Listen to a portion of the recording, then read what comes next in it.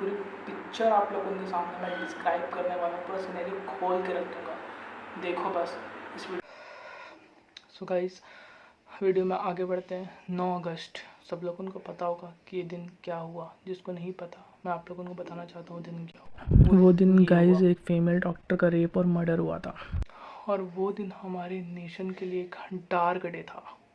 इस वीडियो हम लोग आगे बढ़ते हैं और मैं आप लोगों को एक छोटा सा वो इंसिडेंट बता देता हूँ जो 9 अगस्त को हुआ था, क्योंकि मुझे मालूम है आप लोगों में से बहुत लोग जानते होंगे, पर जो लोग नहीं जानते मैं सिर्फ उनके लिए 2 मिनट का बता देता हूँ फटाफट से। तो दिन क्या हुआ था, 8 अगस्त की रात, ध्यान से सुनिएगा। 8 अगस्त की रात करीब 12 बजे के आसपास इस रेप विक्टिम का रेप किया गया था, और वो आदमी जो संजय रॉय था वो नशे की हालत में था। उसने 4th फ्लोर में जो सेमिनार हॉल था वहाँ ये रेस्ट कर रही थी, और उसके पीछे से जाके उन पर अटैक किया, उन्हें पूरी तरीके से मारा पीटा, उनके आँख से, उनके मुंह से और उनके कुछ समझ जाओ उनके जो निजी अंग होते हैं वहाँ से खून निकल रहे थे जब वो सुबह उस हालत में पाई गई। ठीक है, तो ये था उस दिन का पूरा इंसिडेंट, पूरा मामला। और उसके अगले दिन सुबह जब उनके पेरेंट्स को कॉल करके बुलाया गया तो करीब 10 बजे के या 10:30 बजे के करीब इन्होंने अपना दम तोड़ दिया, मतलब ये मर चुकी थी।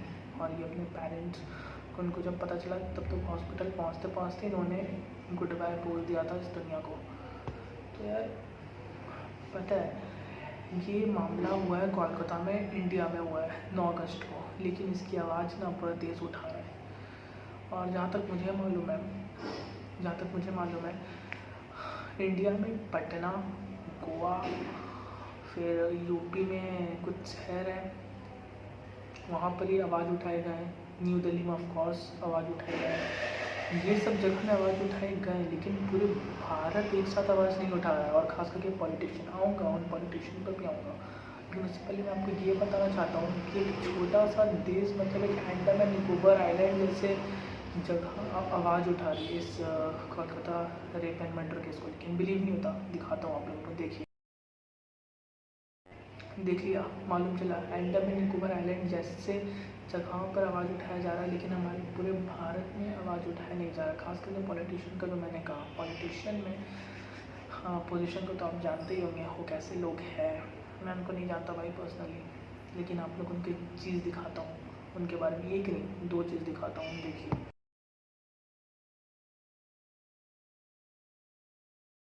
मैंने कहा गया पॉलिटिकल वल्चर्स, उनका मुंह बंद रहेगा इन सब चीज़ों में कि बहू बेटियों का रेप हो रहा है हमारे देश में।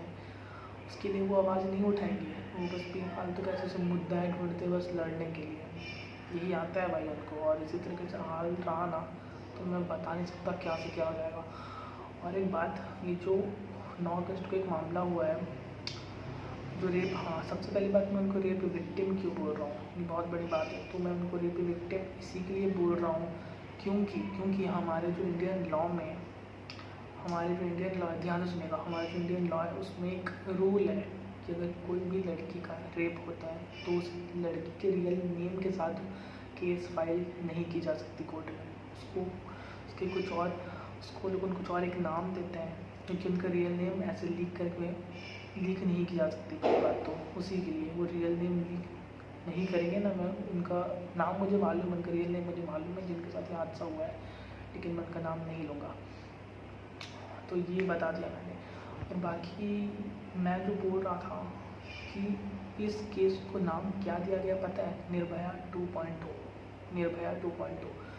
और ये ऐसा क्यों बोला गया है, क्योंकि 2012 का वो केस याद है वो जो निर्भया दीदी के साथ जो हुआ था 16 दिसंबर की वो रात 11 बजे के करीब 2012, 16 दिसंबर 2012 को ये केस हुआ था। और ठीक 12 साल बाद 9 अगस्त 2024 को भी सेम हादसा हमने देखा अपने आंखों के सामने होते हुए।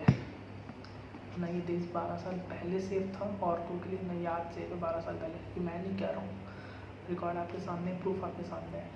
मैं ना 2012 का गिनवाता हूँ आपको कि उसमें कितने रेप हुए थे। मर्डर तो छोड़ो बहुत हुए थे, गिनाते जाऊँगा तो ये वीडियो उसी में ख़त्म हो जाएगा।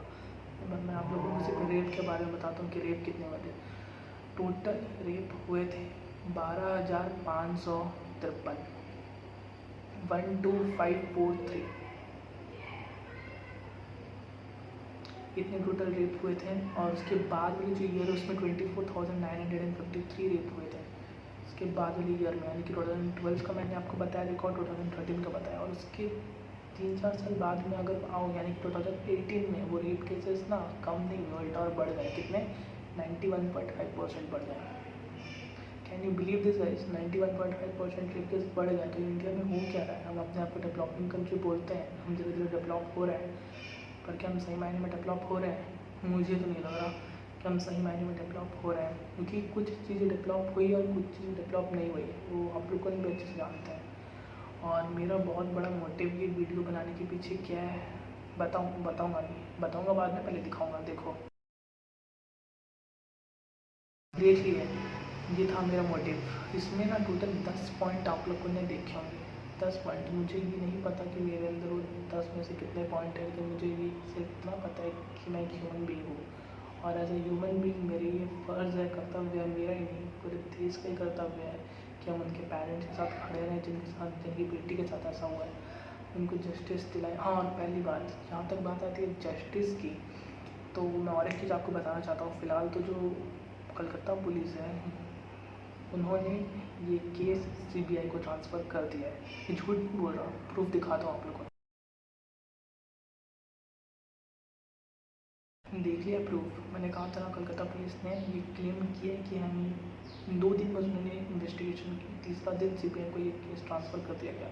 और जहाँ तक बात आती है सीएम की, जो कलकत्ता के हमारे सीएम है, दीदी, बंगाली दीदी, क्या नाम है उनका, आप सब लोग जानते हैं, ममता बनर्जी।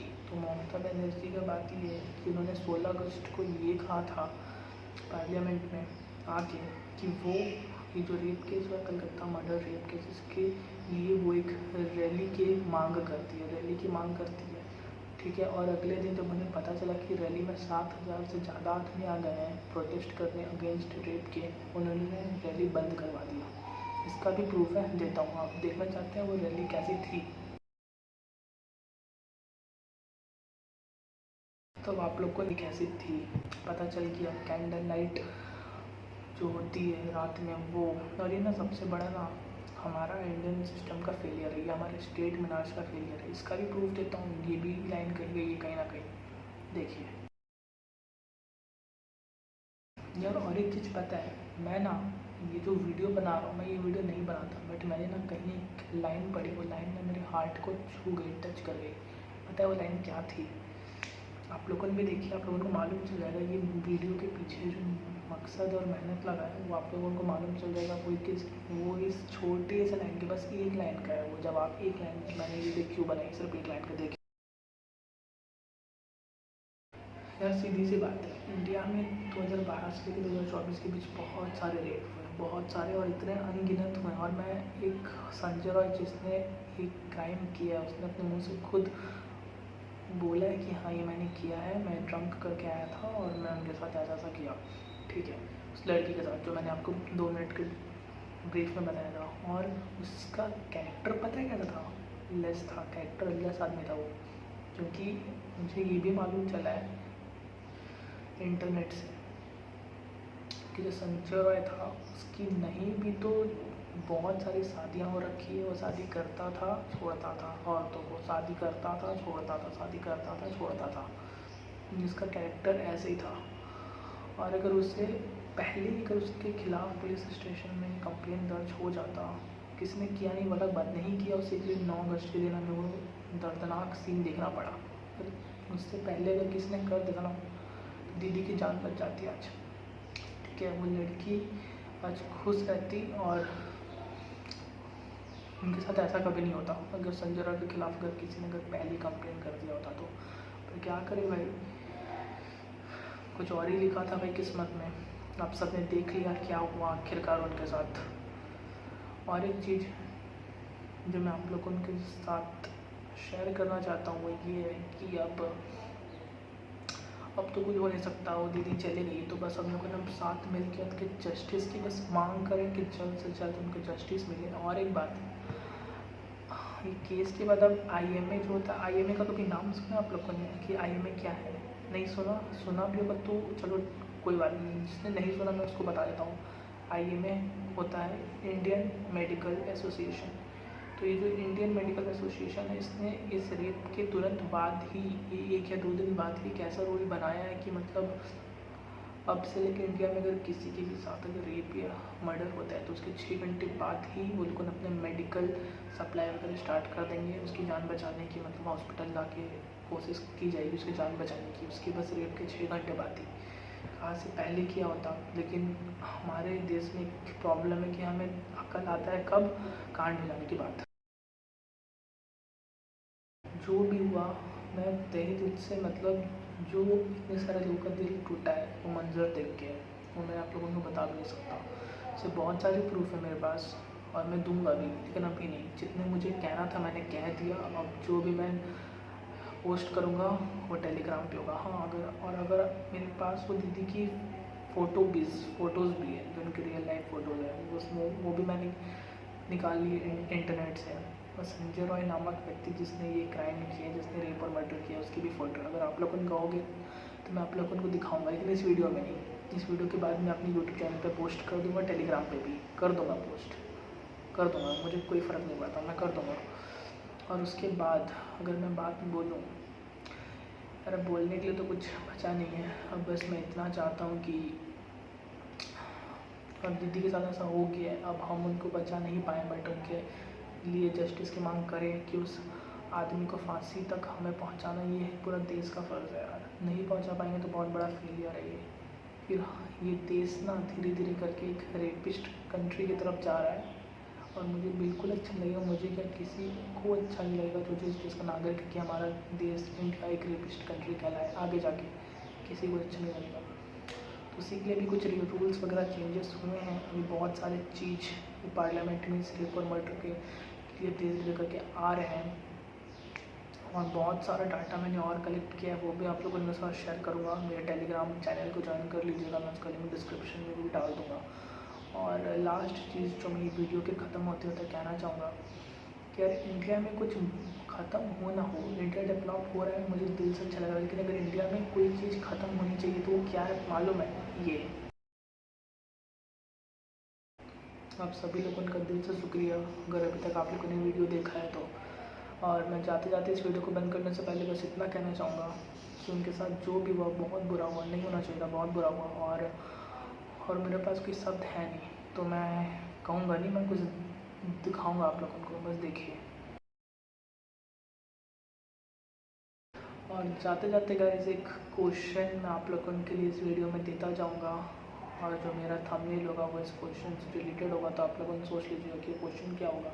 अभी वीडियो के लास्ट में क्वेश्चन आप लोगों के सामने शो होगा और उसका आंसर मैं चाहता हूँ कि आप लोग मेरे कमेंट बॉक्स में करो, आपको क्या लगता है। और उसका जवाब क्या होना चाहिए? हाँ और ना में, हाँ और ना में जवाब होना चाहिए। और अगर आपके पास कोई सजेशन है तो वो भी आप लोगों को लिख दीजिएगा इस केस से रिलेटेड। चलिए तब तक के लिए गुड बाय।